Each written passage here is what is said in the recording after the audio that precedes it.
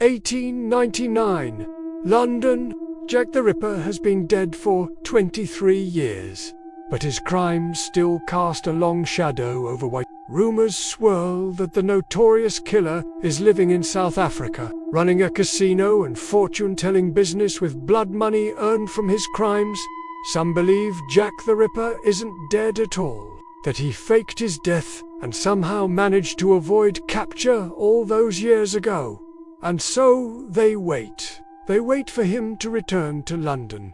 They wait for him to confess. They wait for him to be caught. But no one knows where he is, or if he's even still alive, except, of course, for Robert Donston, a former police officer who spent years hunting Jack the Ripper and who may have finally tracked him down. In his last days, before his death in 1906, he made one last journey, a trip to South Africa to confront the man he believed was Jack the Ripper. But when he got there, he found not the infamous killer, but a dying stranger who offered him a final confession, a confession that would not only explain the mystery of Jack the Ripper, but reveal how close Robert himself had come to stopping him all those years ago. Robert was born in 1843 in the village of Oundle in Northamptonshire, England. His father was the headmaster at a local school and wanted his son to follow in his footsteps, so Robert attended rugby school,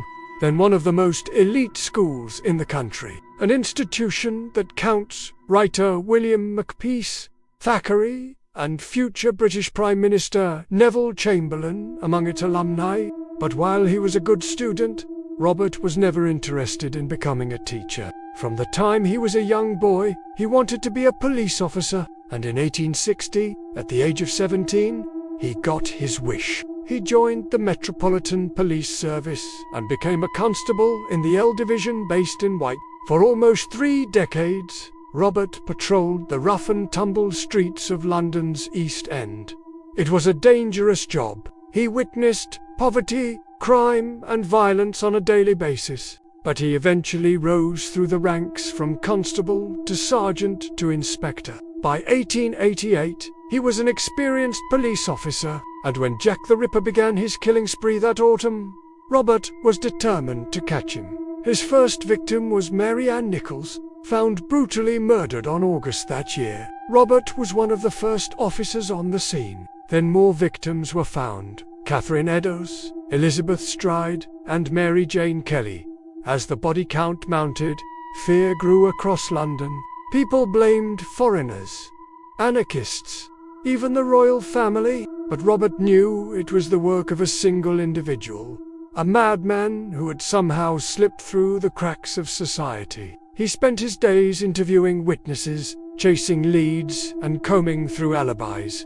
But the killer always seemed to be one step ahead. Then in September 1888, the killings stopped.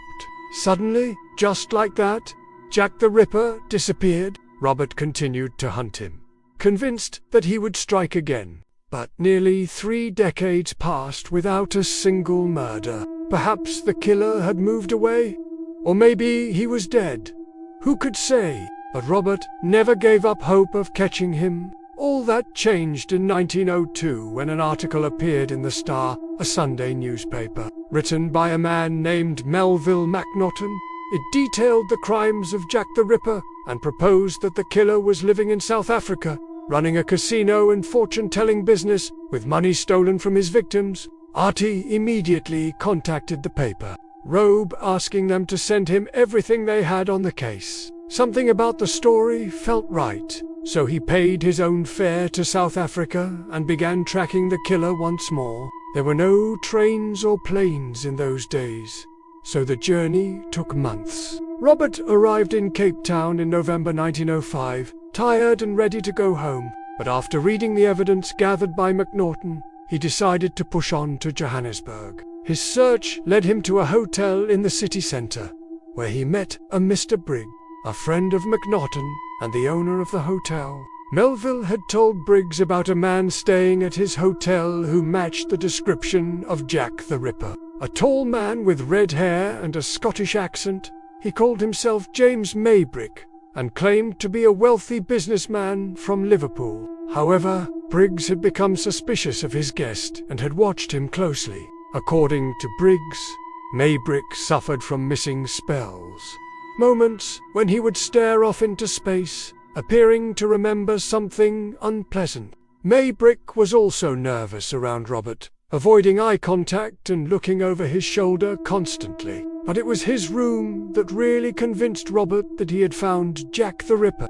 Inside, Robert found a carpet bag containing several women's dresses and a nightgown. One of the dresses looked exactly like the one worn by Mary Jane Kelly, Jack the Ripper's last victim. And so Robert decided to confront him. Of course, this wasn't proof that Maybrick was Jack the Ripper, but the evidence was mounting. He went to Maybrick's room and knocked on the door. But instead of opening it, Maybrick began screaming for help. Briggs came rushing over to see what was going on, and Maybrick opened the door to reveal Robert standing there with a gun. Had he brought the wrong man to South Africa? Everyone was shocked. Why did Robert have a gun? Why did Maybrick think he was going to be shot? Was he Jack the Ripper? What happened next is a matter of some debate. But we do know that Maybrick fell ill shortly after. He had been suffering from bleeding and pains in his stomach, and when Robert visited him in his sickbed, he made one last confession. According to Robert, Maybrick told him that he wasn't Jack the Ripper, but he did know who was. Before he died, Maybrick confessed that he had been a friend of Jack the Ripperess and had seen the murders firsthand, but he swore that he had nothing to do with them. Jack the Ripper, he said, had been Francis Tumblety, a Polish immigrant who lived at 98 Dorset Street. Bishop Tumblety was a violent man, he said, prone to fits of madness. During one of these episodes, he killed Mary Ann Nichols, but he didn't stop there. Francis Tumblety had been arrested for assaulting a woman. He murdered Catherine Eddowes, Elizabeth Stride and Mary Jane Keller too. The reason he stopped after that, Maybrick said, was because he was sent to prison for assaulting a woman. This was true, but he had been declared insane and sent to an asylum. Still, Maybrick insisted that Tumblety was Jack the Ripper. He was the killer Robert had been chasing all those years. With his dying breath, he begged Robert to find Tumblety and put him behind bars where he belonged. But Maybrick was wrong. When Robert returned to London, he couldn't find any trace of Tumblety. His friends told him that he had died in the asylum and that his body had been cremated. Even his old colleagues at Scotland Yard dismissed it as the ravings of a madman. No records of his cremation could be found, however, and neither could any records of his death. All Robert found was this sketch of Tumblety drawn by an artist named Walter Spradling. Based on descriptions from Maybury, Robert showed the picture to everyone he met, hoping anyone would recognize the man. But nobody did, so Robert kept searching. He returned to South Africa in 1906 to look for more clues, but he never came back. In October that year, his wife received a telegram saying that he had died en route to London, probably from a heart attack. He was 63. He never solved the mystery of Jack the Ripper, but he didn't need to. Let me know what you think in the comments below, because in his old age, he had the satisfaction of knowing that he had come so close, closer than anyone else ever had, to catching the infamous killer. But what about Maybrick? Was he really innocent? Could Jack the Ripper have really been Francis? And remember to subscribe for more historical tales, including more stories of famous unsolved mysteries. Until next time, thanks for watching.